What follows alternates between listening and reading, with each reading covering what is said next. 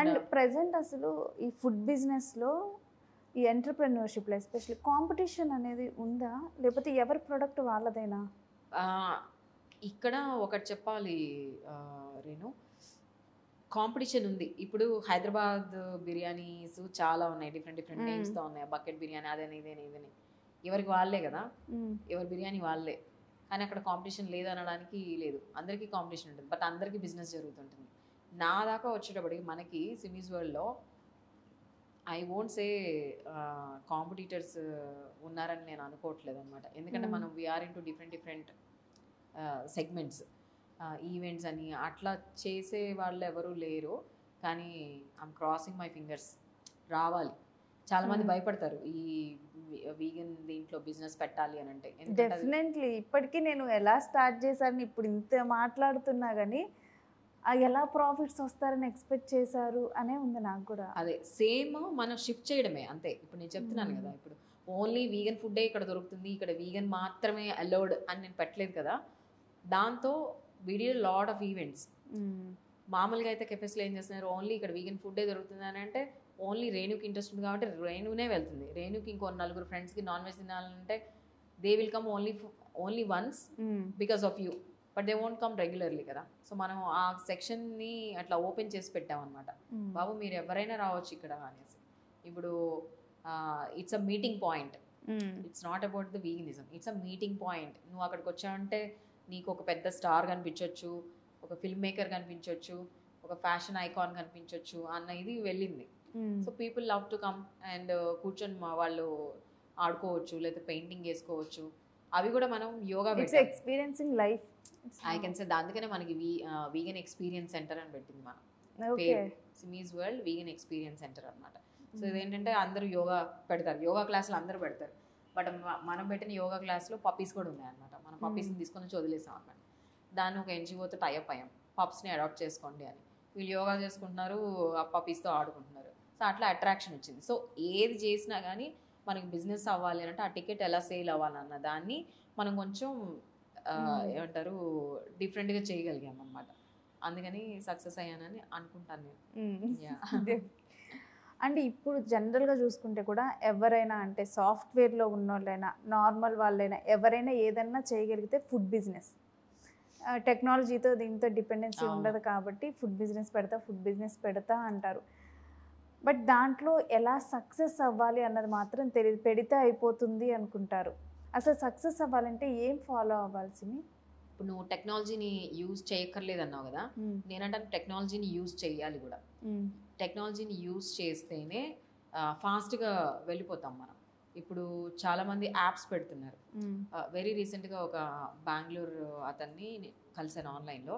అతను ఏంటంటే ఓన్లీ బిర్యానీ అమ్ముతాడు. అది ఒక యాప్ పెట్టుకున్నాడు అతను. ఆ యాప్ పర్టికులర్ ప్లేస్లో రన్ అవుతూ ఉంటుంది అండ్ డిఫరెంట్ కంపెనీస్తో అతను టైఅప్ అయి ఉన్నాడు. ఓన్లీ తన కోసమే ఒక యాప్ తను చేసుకున్నాడు. అది ఆ యాప్ని డిఫరెంట్ కంపెనీస్తో టైఅప్ అయి ఉన్నాడు అనమాట. ఒక 10 కంపెనీస్కి ఇచ్చాడు అనమాట. అందులో ఏంటంటే 250 రూపీస్కి అతను బిర్యానీ అమ్ముతాడు, different biryanis. So pre orders అంతా, రేపటికి నీకు లంచ్ కావాలంటే ఈ రోజే నువ్వు ఆర్డర్ పెట్టేసుకోవాలి. అది బాగుంది కదా. ఇప్పుడు అతనికి 10 ఆర్డర్స్ వచ్చినా కానీ వర్కౌట్ అవుతుంది. అది ఎందుకు అయింది? అది టెక్నాలజీ వల్ల అయింది. సో ఆ టెక్నాలజీని మనం ఎప్పుడైతే ఇన్వాల్వ్ చేస్తామో, ఇప్పుడు మనం చేస్తుంది కూడా అదే, టెక్నాలజీని మనం ఎప్పుడైతే ఇన్వాల్వ్ చేస్తామో బిజినెస్ సక్సెస్ఫుల్గా రన్ అవుతుంది. టెక్నాలజీ ఎప్పుడైతే ఉండదో ఆ ఒక్క ప్లేస్ వరకే, ఆ చుట్టుపక్కల వరకే వెళ్తుందని ఇప్పుడు వచ్చాయి కదా ఈ ఫుడ్ యాప్స్, లేకుండా అస్సలు ఎవరికి వర్కౌట్ అవుతుంది. జొమాటో, స్విగ్గీ, ఈ రెండింటిని ఏదో చేయాలని ఇంకెవరెవరో వస్తూ ఉన్నారు. అట్లా కొన్ని చేయాలంటే మనం యాప్స్ మాత్రం కంపల్సరీ టెక్నాలజీ బేసిక్గా మనం బిజినెస్లో ఇన్వాల్వ్ చేస్తే కంపల్సరీ అవుతుంది. ఇప్పుడు ఎందుకు ఐటీ బిజినెస్ దీంట్లో కూడా చాలా ఈ ఎమర్జింగ్ టెక్నాలజీస్ వచ్చేసాయి కదా, దాంతోనే కదా వాళ్ళు కూడా ఇంప్రూవ్ అవుతుంది, రెవెన్యూ జనరేట్ అవుతుంది.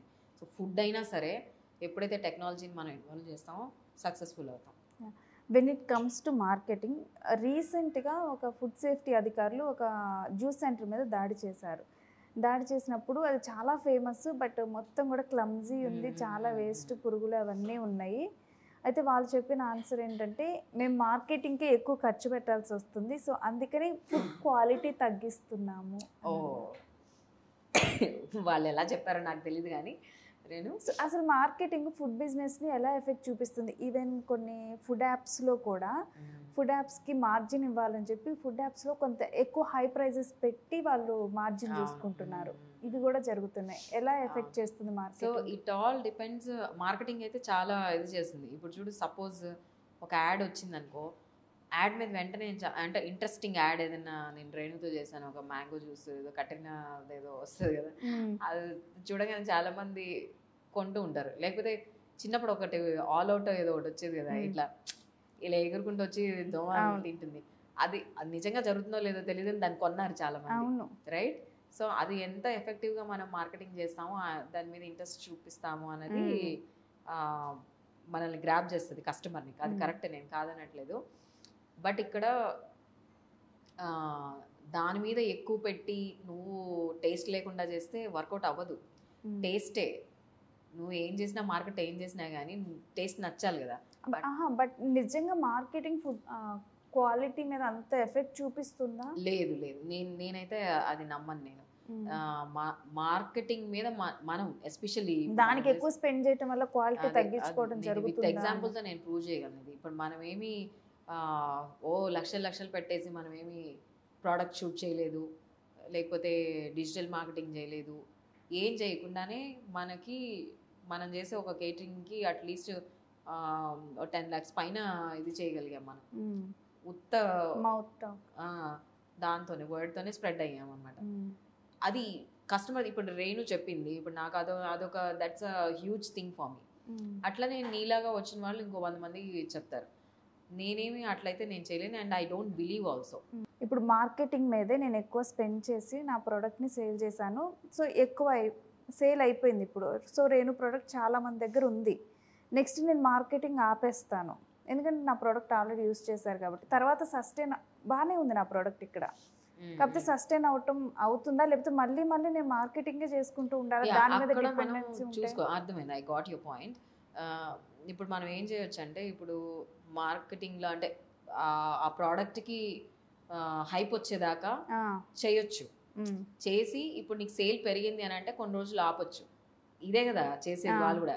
ఒక డిస్కౌంట్ ఇవ్వడమో, లేకపోతే ఒకదానికి ఒకటి ఫ్రీ ఇవ్వడమో, లేకపోతే ఇంకెవరి చేతనో రిఫరెన్స్ ఇస్తే నీకు ఇది పాయింట్ వస్తుంది అనడమో, ఇట్లాంటివన్నీ చేయొచ్చు. తప్పదు, అదంతా అయితే తప్పదు. కానీ మార్కెటింగే మనం డిపెండ్ అయ్యాము, అట్లా చేస్తేనే ఇది అవుతుంది అని అయితే మాత్రం నేను అనుకోవట్లేదు. మార్కెటింగ్ మనం ఏమి డబ్బులు పెట్టి రెవెన్యూతో యాడ్స్ జనరేట్ చేసో లేకపోతే అట్లా చేస్తే కూడా ఏం అవసరం లేదు. ఎక్కడెక్కడ మనం కనిపిస్తాము, బ్రాండింగ్ మనం ఎలా చేసుకుంటాం అన్నది నా పాయింట్ అనిపిస్తుంది. మనం రెవెన్యూ పెట్టి నువ్వేమి యాడ్స్ ఇది ఏం చేయక్కర్లేదు. నీ బ్రాండింగ్ ఎక్కడ నువ్వు ఎలా చేసుకుంటున్నావు అన్న దాని మీద ఇక్కడ నీకు మార్కెట్ పెరుగుతుందని నేను ఫీల్ అవుతా. నువ్వు దానికేమి అట్లా ఒక్కసారిగా టేస్ట్ డ్రాప్ డౌన్ చేసేసి నీకు బాగా పెరిగిపోయింది, సేల్స్ పెరిగిందని చెప్పి నువ్వు కొంచెం తగ్గించేసి, అలా విన్నా నేను. క్వాలిటీ తగ్గిస్తారు, క్వాంటిటీ కూడా తగ్గిస్తారు. సో ఆ రెండిట్లో ఏది చేయకపోయినా లాంగ్ రన్లో సస్టైన్ అవ్వరు వాళ్ళు.